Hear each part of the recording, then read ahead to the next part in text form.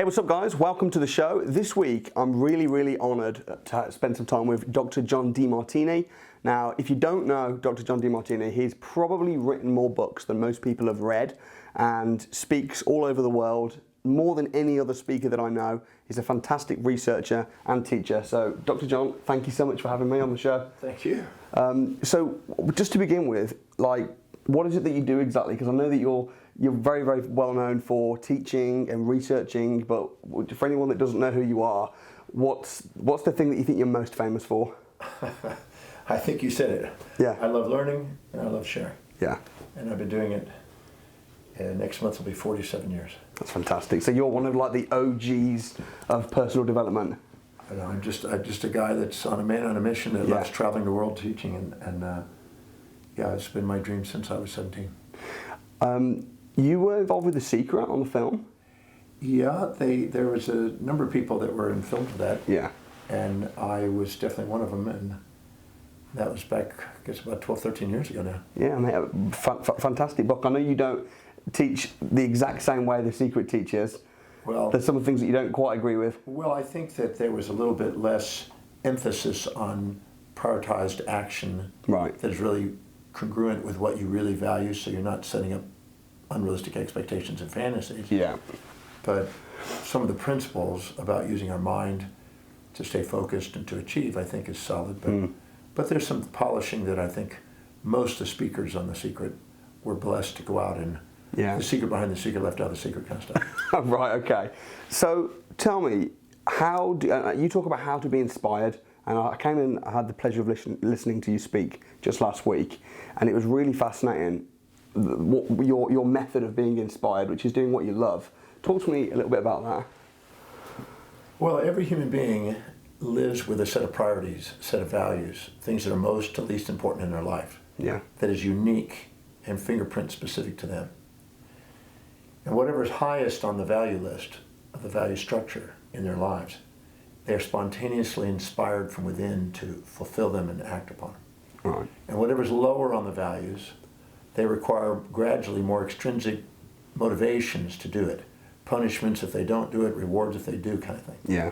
If you require external motivation to get you to do what you say is important, what you say is important isn't important. Because what's really important, you spontaneously do. And finding what that is in each individual. Yeah. And structuring your life by priority according to that helps illuminate and, in a sense, inspire the individual to do things with incremental momentum building achievements.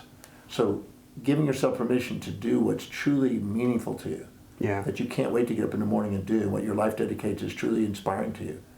And structuring your life by priority, delegating lower priority things to stick to high priority things, and not letting external derivative sources on the outside influence or distract that, is a key to building up amazing achievements. And it's a great way to live, isn't it? Doing what you love doing and doing what you're called to do. So do you think if you are having to try and drum up motivation to do something, that you shouldn't be doing it?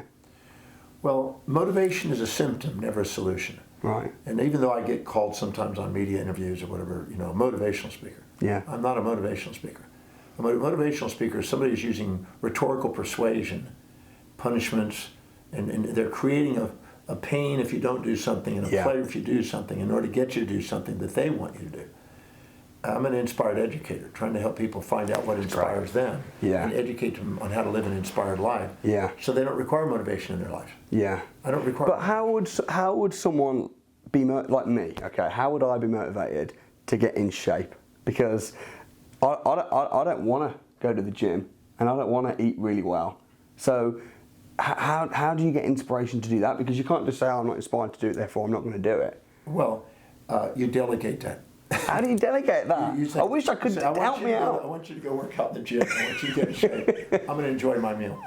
Well, if you set a goal that is not aligned and congruent with what you really truly do value, right, and then you procrastinate, hesitate, and frustrate on the actions, you'll tend to self-depreciate to let you know you're setting goals that aren't authentic. Okay. And so it'd be like me saying, I'm going to start cooking. Yeah. I haven't cooked since I was 24. Right. And I haven't driven a car in 30 years. You're not born to do that. Well, you're born to do what is inspiring to you specifically, but but that's not what is inspiring to me. Right. Anytime I do something lower in my values, I devalue myself. Anytime I do things higher in my values, I value myself. Yeah. So I've learned to delegate everything except what I love doing. So I don't do anything except what the things I'm inspired to do on a daily basis. Research, write, travel, teach. So everything else I've given to other specialists that love doing that. Yeah. And so if you are not really inspired and don't have a dream to do it, right now that's not on your values. Yeah. You'll beat yourself up if you expect yourself to do that every day. You go, what's wrong with me? Why am I not doing it? Why am I sabotaging? Can you change your values? Now that's the solution. If all of a sudden you knew that you loved doing these podcasts, yeah, and all of a sudden I came to you and I said, let's ask the question: how could working out in a gym and eating moderately and wise foods, how specifically could that help you expand your podcast to global billion people? Right. And if I linked enough associations to that outcome, yeah, showed you examples of people you gave a lot of appreciation to, and showed what they did, and stacked up enough benefits to doing it where you knew that would be every time you did a show, yeah, by eating wisely and doing a little bit of workout, is another $1 million in your pocket. I'd be willing to bet you do it. Yeah, that makes sense. That's but really I got to powerful. stack it in your values. Right. It's got to be shifted to your values. So anything that's linked to your higher values goes up in value. Yeah. And anything you stack up enough advantages to goes up in value. Because every decision you make is based on what you believe at that moment with the information you have of what will give you the greatest advantage over disadvantage. Yeah. So unless you perceive way more advantages of working out and doing that than doing the podcast and doing whatever else you're doing, yeah, you're not going to do it. Sure. So how do you figure out your values? Because it's a really important, to know your values is really important. So how do you figure it out?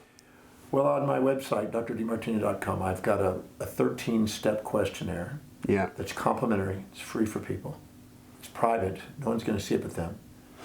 But they have to be really integral and honest about the answers. They can't lie to themselves. Right. You got to look at what your life really objectively look at your life objectively and look what is it really demonstrating. Yeah. But it's how do you fill your space? Because you fill your space with things that are valuable too. Just like a little baby in a little crib or whatever. If you put something in that little crib and the baby likes it, it'll put it in its mouth and it'll keep it close to it. Yeah. If it doesn't like it, it'll toss it. It'll get rid of it. Yeah. Well, humans don't like things that are low in value near them. They like things that are valuable to them, close to them. Yeah. So how do you fill your space? You make time, find time, spend time for things that are valuable and run out of time for things that aren't. I run out of time for going to the gym. I'm not a gym guy. Yeah. I do a little calisthenics and push-ups on a daily basis, but that's it. So I don't have time for that. Don't make time for things that are low in my values, but I make time for things that are important. Yeah. Then I look at where I'm most energized, because when you're doing high value things, your energy goes up. When you're doing low value things, your energy strength. Yeah, and I bet people ask you all the time. I bet they say, how do you keep up the energy to do all the speeches that you do, and how do you find time to research? But it's easy to do it because you absolutely love doing it, right? That's it. I mean, every minute I have, I'm looking up new materials. Yeah. So I was researching new things on cancer today and researching on all kinds of areas. But I love learning, so nobody has to remind me to do it. If somebody has to remind you to do something, it's not what's really important to you. Yeah. You can lie to yourself. Because sometimes you can subordinate to other people and think, oh, I wish I was like them, and try to be like them, and then try to make those same actions. Right. But if it's not really in your values, unless you change your values, Yeah. you're going to beat yourself up. Yeah. So then you look at what energizes you. Then you look at what you spend your money on. You spend money according to your values. Your hierarchy of your values dictates your financial destiny. So how do you spend your money? Because you make money, find money, and spend money on things that are valuable, and you won't for the others. Yeah. Then you look at where you're organized, where you're ordered. You look at what you think about, visualize, and talk to yourself about most. Okay. About how you really want your life that shows evidence coming true. So I knew that I was 17, I wanted to travel the world and teach. My life shows evidence of it. Yeah. I also wanted to be an international sex symbol like Hugh Hefner. My life has no evidence of that. Right. So those are delusions. And knowing the difference between what's true and what your life demonstrates, that requires no motivation, and things that you talk about, you kind of get a little dopamine high about, but you don't do anything about it. Those are fantasies. Yeah. Then I look at what inspires you. What do you talk to people about most? Because you keep bringing the conversation to things that are valuable to you. Right.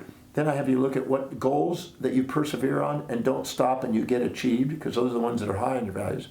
And then look at what you spontaneously want to learn about, read about, study about, watch YouTube videos about. Yeah. And if you look at the common thread in all 13 questions, it'll point you right in the direction of what your life is demonstrating. I'm not interested in what you say, because that's usually not accurate. I look at what your life demonstrates. Right. That's what tells me what you value, because your life, your hierarchy of values is dictating your destiny, is determining your perceptions, decisions, and actions, and your life is an expression of that. Dude, you're a genius, man. And you talk about how to get your genius from within. Like, let me ask you a question, actually. How bothered are you about money? How bothered? How bothered are you about money? How motivated are you to make money? Well, I set out to in my youth, really around age 28, is when I decided I wanted to be financially independent. Right. Prior to that, I was good at making money, but I would spend it.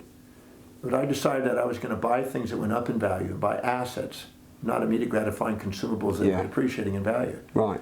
So I made a goal. I don't have that as my highest value. It's number 4. Okay. My highest value, if it was wealth building, I would be in a different industry. I'd be managing money.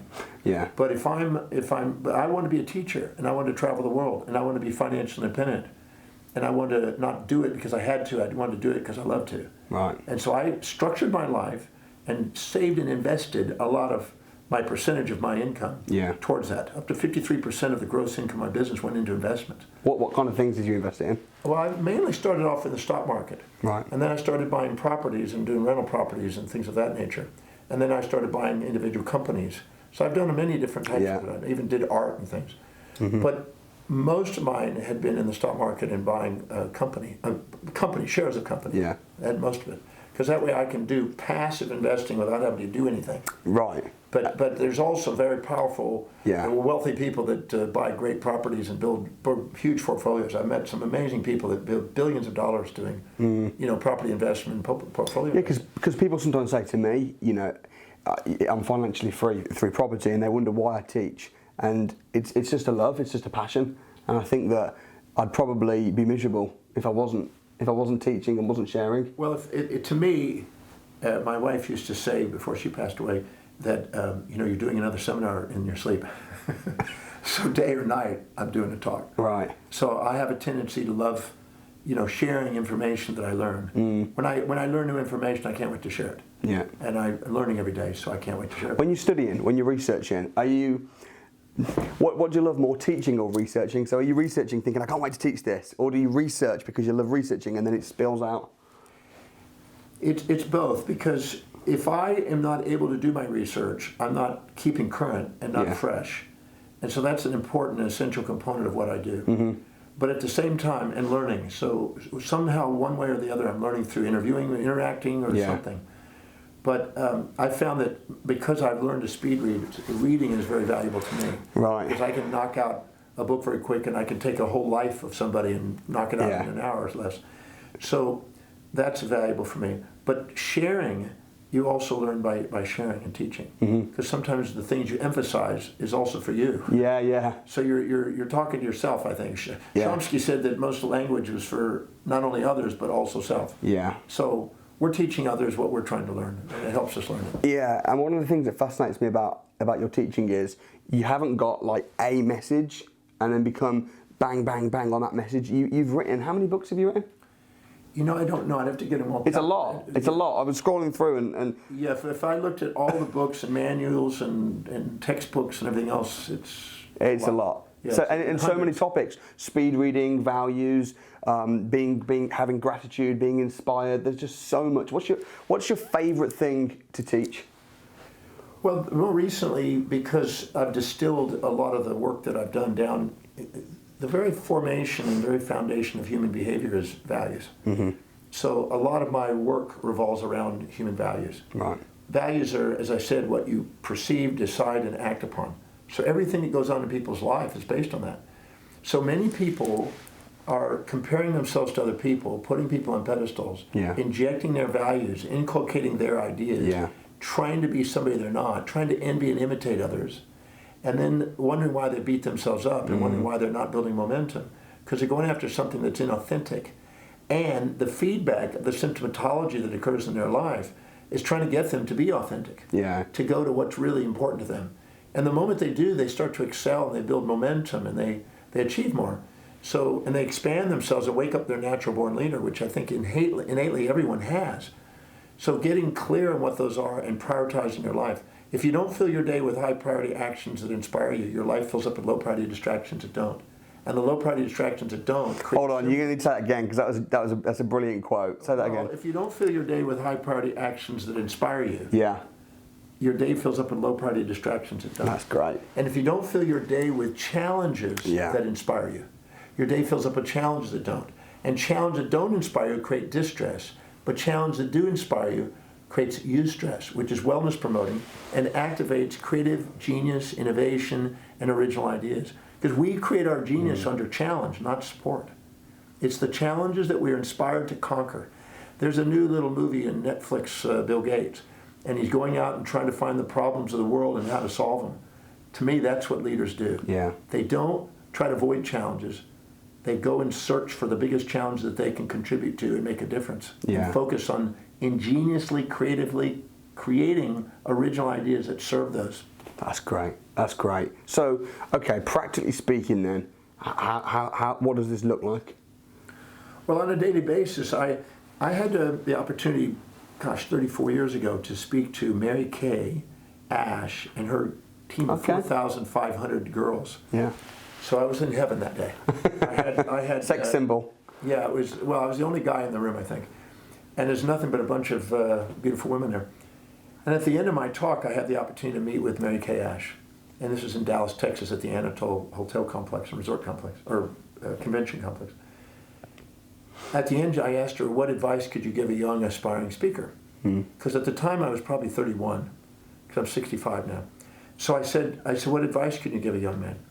And she said, every day, write down the 6 or 7 highest priority actions you can do today, that if you did those actions, you'd be fulfilled. And do those every day, just the actions for the day, not projects that take weeks, but that actions for the day, under projects. And do them, and at the end of the day, reward yourself by whatever means rewards you. In my case, I started putting extra money in the savings and in investments. So I did that, and I kept on index cards, 3x5 index cards. Yeah. So I carried the index card with me, and I looked at it throughout the day, and I'm ticking off as the priorities are being done. Yeah. If I find out that I'm done at 2 o'clock, I add another priority, tick it off.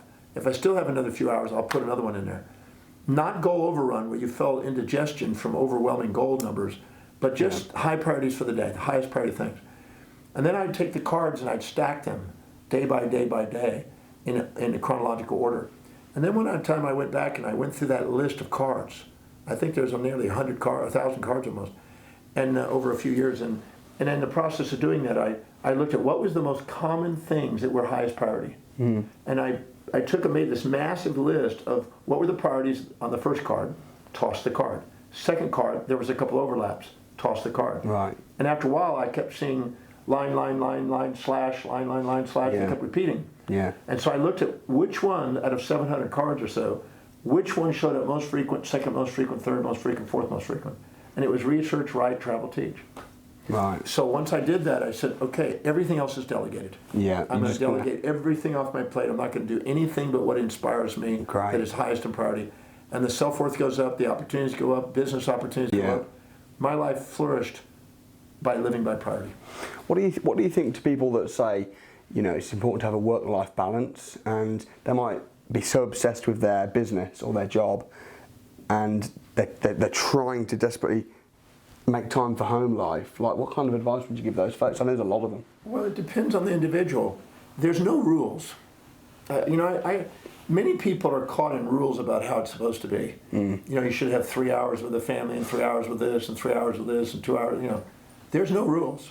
So you have to be honest with yourself about what your values are. Yeah. And realize that if you try to live in other people's rules, you'll probably beat yourself up thinking, this isn't fulfilling. Yeah.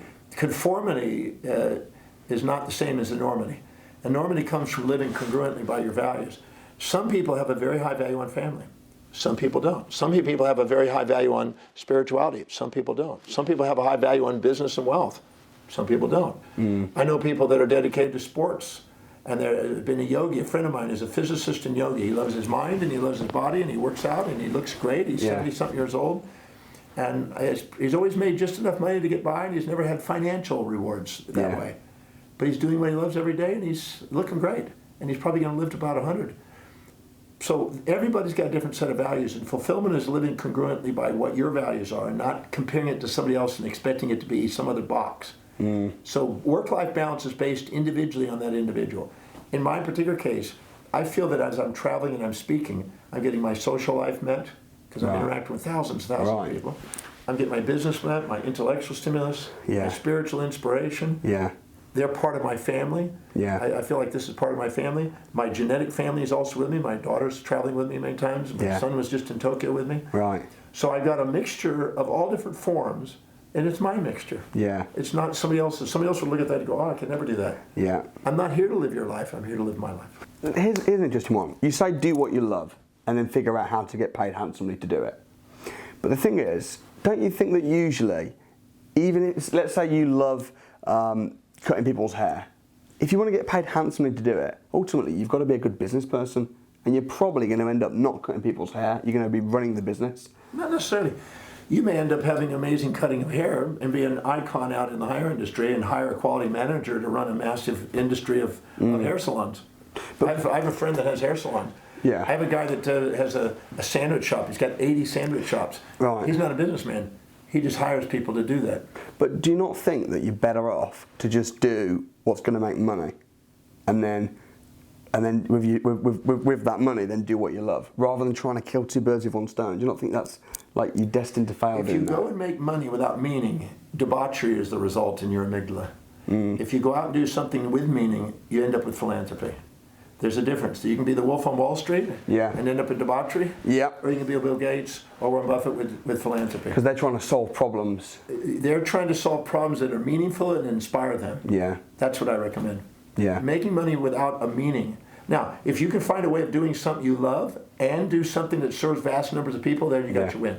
What about if you just love business? You just love, it doesn't matter what the product is, you just love business, putting systems in place and making money. If you love building business and love making money, and that's what you love doing, then yes, then those businesses that are viable, that serve, but you're not going to be able to do that without meeting people's needs. No. And you're not going to do it with zest and inspiration consistently if it doesn't meet your needs. You're one of the top business consultants in the world, probably. I know you consult a lot of very large, high-end businesses. What do you think most businesses? What's their biggest struggle? Well, the leader itself has to be clear on the mission and the vision. If there's no clarity, you don't flourish. There has to be clarity.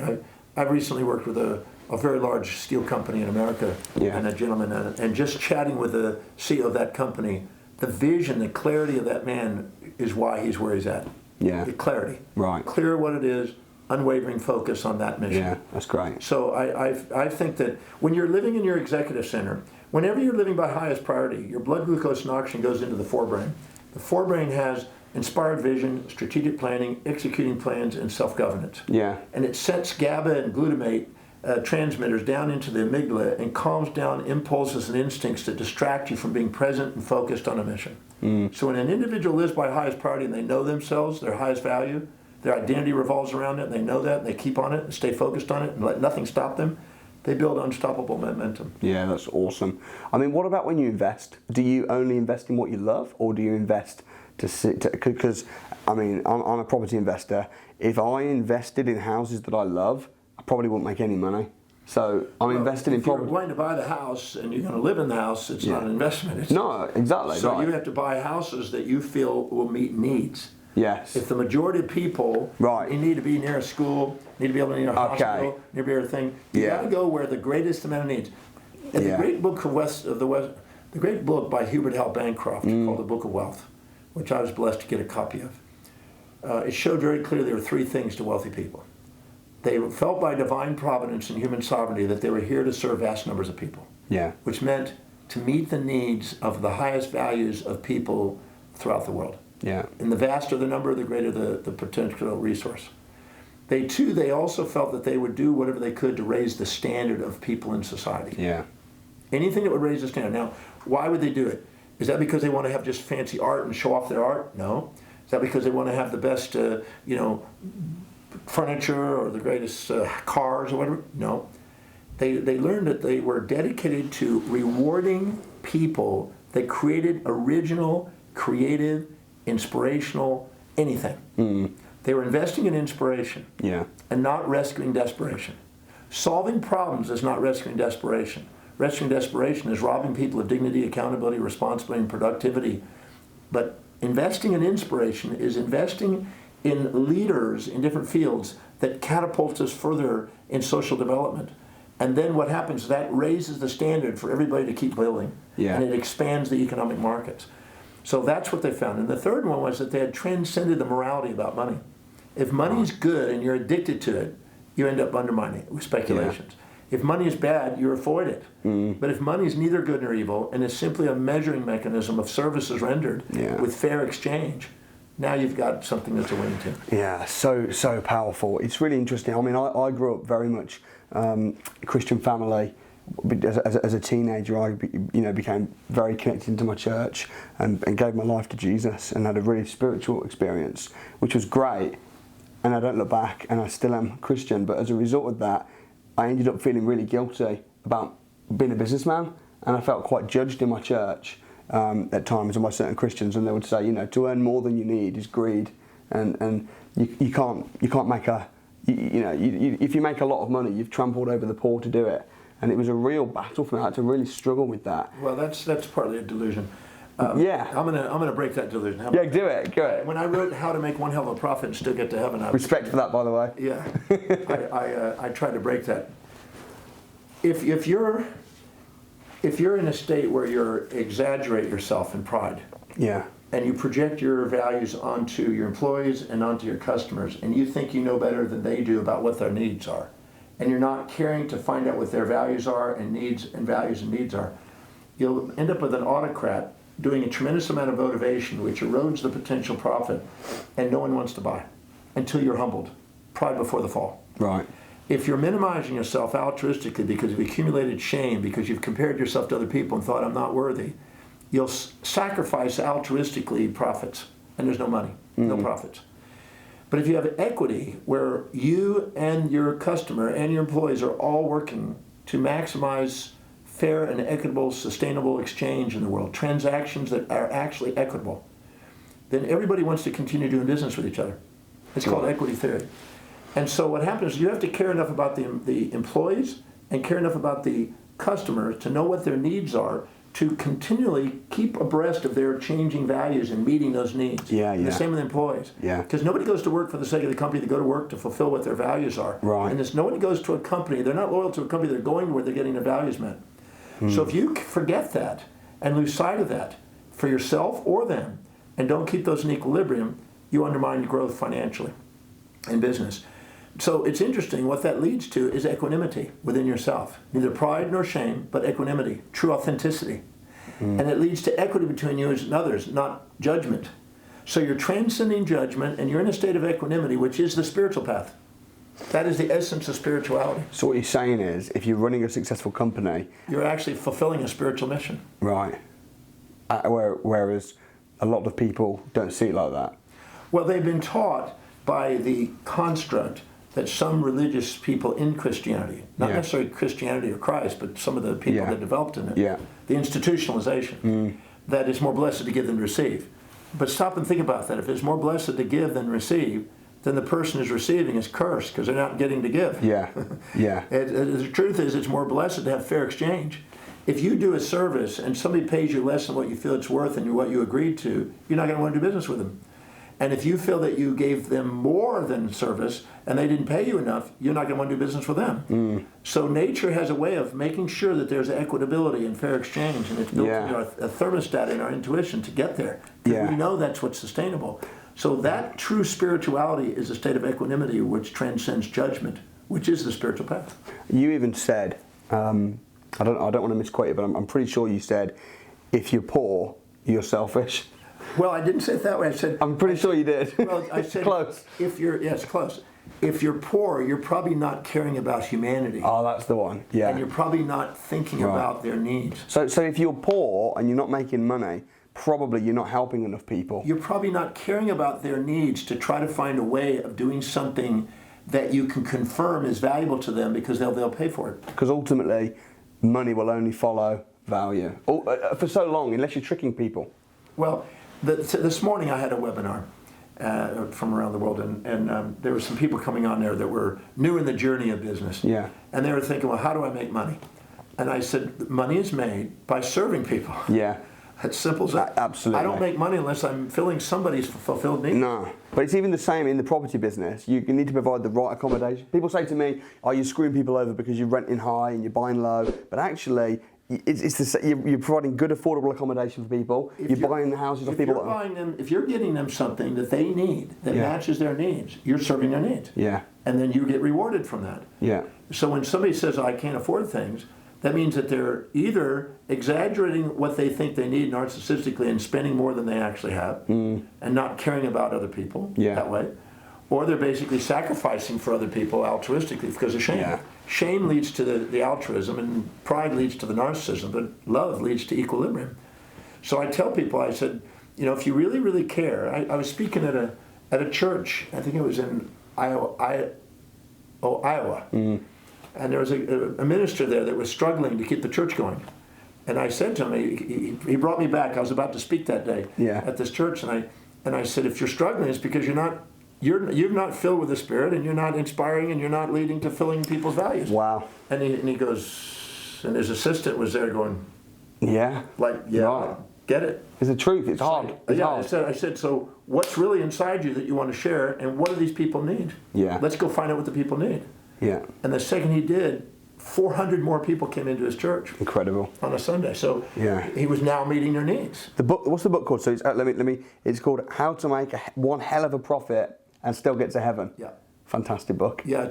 I wrote it. I was walking down Madison Avenue, getting ready to go to an Italian restaurant one night, and my wife was already there, and I was on my way there from a meeting and consult, and it just popped in my head, that title, because I realized that so many people, lots of people, have an internal conflict because of either religious instruction or social conformity. Yeah. You got to realize that if 99% of the population doesn't have financial independence, so that means if you're surrounding yourself with people that are average, that are not financially viable, and you're inculcating some of their belief systems and their ideas, it's easy to not want to be rejected and fit into those beliefs that lead you not to financial freedom.